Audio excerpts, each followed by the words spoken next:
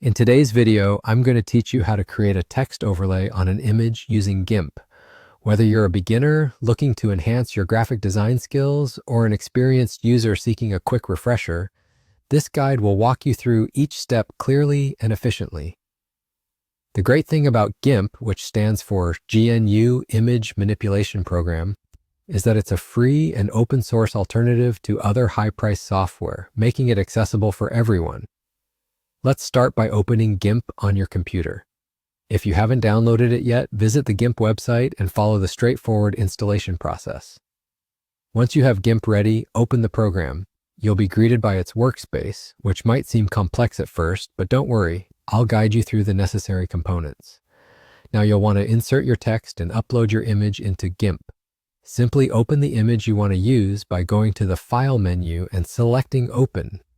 Navigate through your files and choose your image. Your image will appear as a new layer. Next, you can add your desired text by selecting the text tool from the toolbox on the side. Click anywhere on the image where you'd like to place your text and start typing.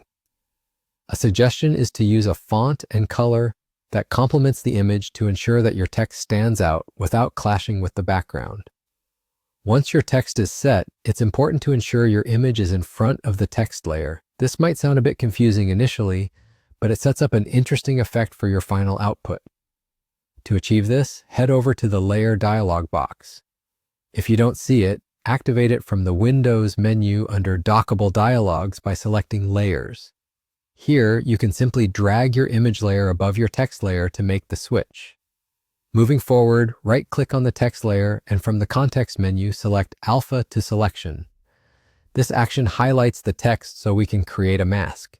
Next, move to your image layer, right-click, and choose Add Layer Mask.